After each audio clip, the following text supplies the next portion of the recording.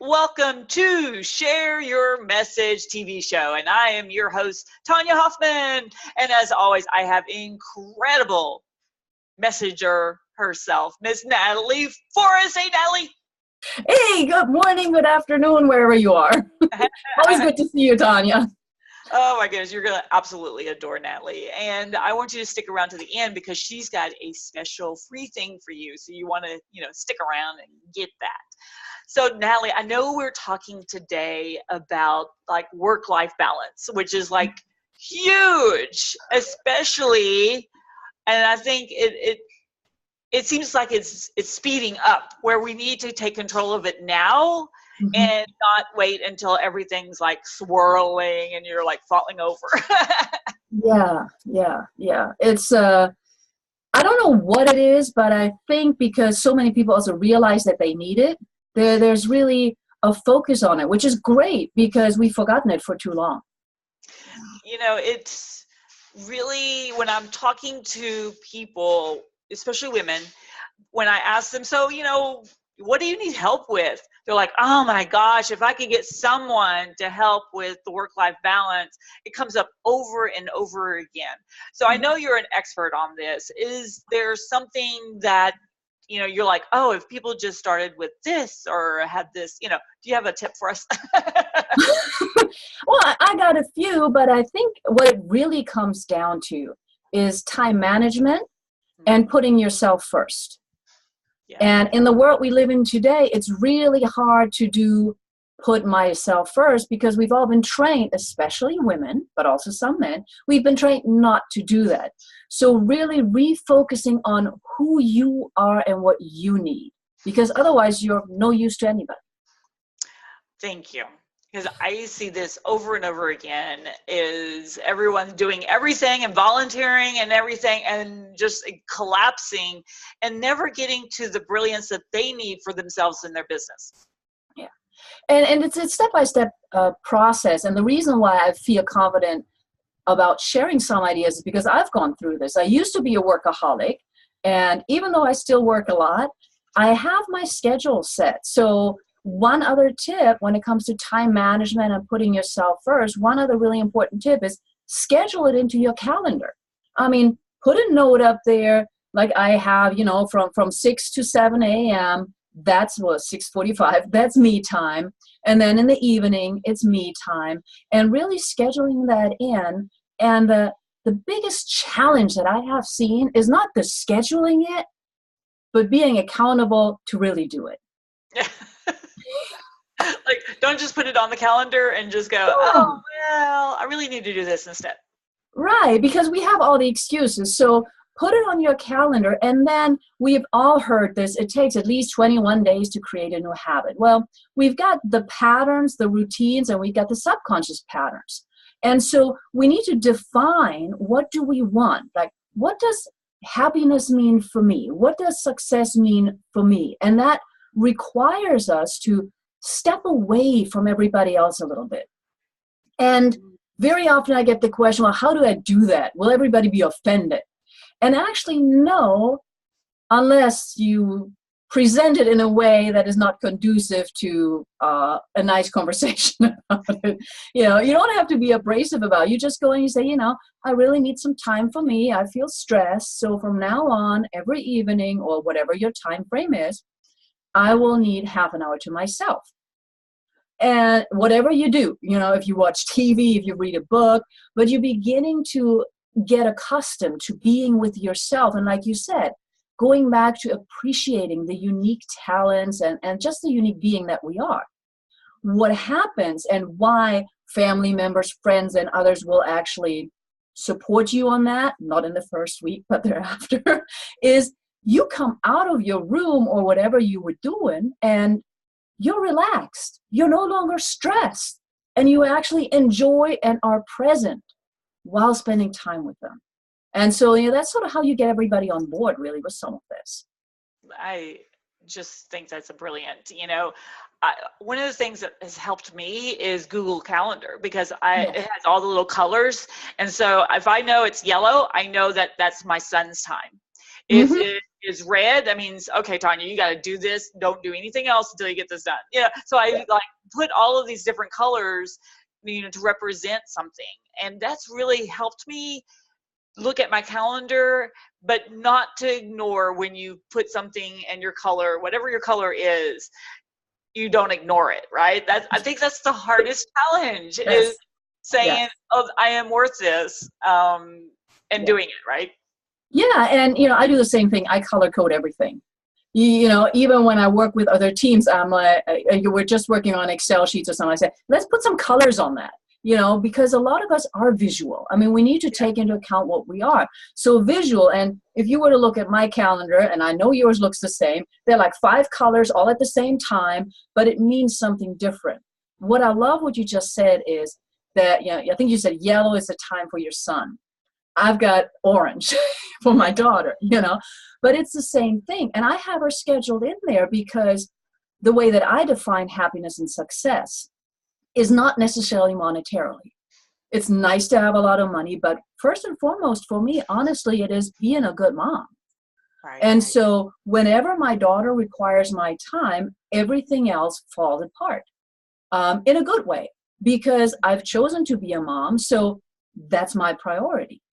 In other aspects, of course, she also knows that when I say, this is purple, I have a call now, or this is red, I'm in a Zoom interview or something of that sort, she knows not to bother me instead. So it's really, it's a give and take. And even my daughter, who's 7, appreciates that. She knows exactly the schedule. And it has to do with communication and then really being present,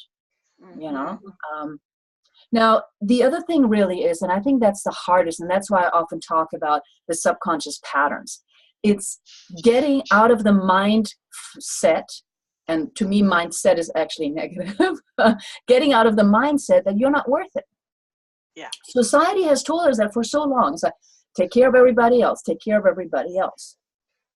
The question is, how do you take care of everybody else if you're completely destroyed on the inside? Because once the inside, your own happiness, your own contentment and all of that is destroyed or completely, just falling apart, then the outside begins. Because body, mind, and soul are connected. And so if you don't take care of the inner, the outer will fall. And very often we see that people who are really stressed, who are really unhappy, they get a lot of illnesses. Yes. So that means the physical is it's like a warning sign. You need to create some balance here. Go back. And, I always say when you're flat on your back, like when you have the flu or you break a leg, it really means you've been taken out to spend time with yourself. And hopefully it doesn't go that way for everybody. It would be nice to just schedule it. Most people wait until something horrible happens to take time for themselves, right? Yes. Wait for the flu, you wait for the broken foot, you wait for something. I'm like, do it now so you don't have to wait for that.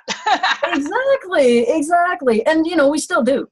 And, we see all the little signs. And then, I had that last year because there was a lot going on that I really didn't feel right about. And so I kept getting throat pain and losing my voice like every other month. I'm like, what is this? And I'm in tune enough with my body to understand that apparently I've been saying the same things over and over and over again, and nobody was listening. So I was wasting my time and my energy. So that alerted me that I needed to retreat in a positive way and just take time out and review, take another look, reflect on what am I doing and why am I doing that? And that leads to, this new year being completely different. And it doesn't have to be a new year. It can be a new month. It can be a new week. But we need to take those things seriously because if we're only working, then we're really just existing. And that's not why we're here. We're supposed to have fun. Part of living is having fun and, having these conversations. Yeah, and I think too, a lot of us, when we think about work-life balance, we really think about it as a separation. And to me, you only have one being. You have to look at everything as a part of yourself all day long. And I try to, you were talking about your daughter who knows your schedule. My son and my daughter, when she was around, before she got her own little life, they knew to just ask for my schedule for the next day so that they also were in tune, but it also gave them an opportunity to see that I was taking time for myself. So they knew they could take time for themselves, right? That there was times that we had to get stuff done, that there was, whatever that schedule said, they felt very secure. And I think kids really love that when they know what, especially as entrepreneurs, that we know what's going on in our world and they feel a part of it. Yeah. And sharing a schedule doesn't mean you give them the calendar, right? And they look at it, but it's an ongoing conversation. And so I do the same thing. There are certain things I know with you and with just about everybody else that are routine. And then there are other things where you alert the child and say, okay, this and this and this is also going to happen, or something in their schedule changes. And it's really absolutely crucial to share that and have that communication. It's also really crucial, if we think about it, to understand that not just our body and soul need that, but life-work balance is also unique. You're unique, I'm unique. So it's not that 50-50 thing, because that wouldn't work for me. Yeah. But it is, you really look sort of, whether you use the wheel of life or whatever, you use whatever you have and you look, where do I need to spend more time? And everybody's going to be very unique and different in deciding that, because we need to define, and I said that earlier, what our happiness is, not what somebody else's is, and what our success is, not somebody else's.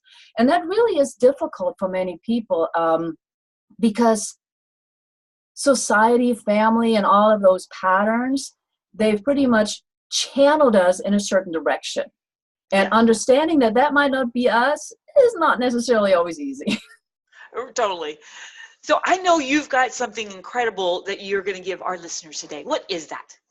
Well, it fits with the topic. It's sort of like a journaling sheet. And what I mean by that is not journaling at length, but it gives you some specific guidelines on how to start journaling so you can reconnect with yourself. And it doesn't take you that long to do it. But it's a first step to understand. And it's very simple. It's a bit.ly link. And then right after the backslash, it's just FREEJOUR1. So it's an abbreviation for Free Journal 1. And if you'd like that, you get it right away, you fill it out, you work with it. And then if you have any questions, you can, of course, reach out to me and I can maybe provide some insights. Awesome. Give them the bit.ly link again. Okay, bit.ly, and then it's backslash free, capital FREE, capital JOUR, and the number 1. Awesome. All right, everyone, just go and grab that like now, because that sounds really fun. I think I'm just going to do that myself and get connected with Natalie, especially, obviously if you've got an event you need a speaker for, or someone, maybe you've got your own show, she's obviously someone you need to reach out to. So go and say hello to her. We also want to remind you that there's a couple things that we're looking for right now. So I'm looking for speakers for our London, England conference for the Public Speaker Association. We're going to have so much fun. So if you want to write off a trip to England, please ask your, CPA and your accountant if that's possible. Anyways, and then, but we want you to come to England. So we're looking for 10-minute all the way up to 60-minute speakers. So go to publicspeakers.conference.com and find out more today. We also are looking for trainers and coaches that can teach amazing women about the work-life balance. So career advancement, personal development, families, health and wellness, whatever you teach on, we're looking for you. So we want you to reach out to us. Go to Achieving, remember that's an IE, remember I before E except for C, and then so IE, women's with an S.com. So highachievingwomen's with an S.com, and my calendar pops up at the bottom and you can choose what works for you. So we're excited to get you involved. Let's go out and have some fun. Let's go out and change some lives and make some money while you do it. What a concept. Yay! All right, Natalie, so great for having you here today. Thank you so much. We'll have her back real soon, everyone, and we will see you next time. Bye.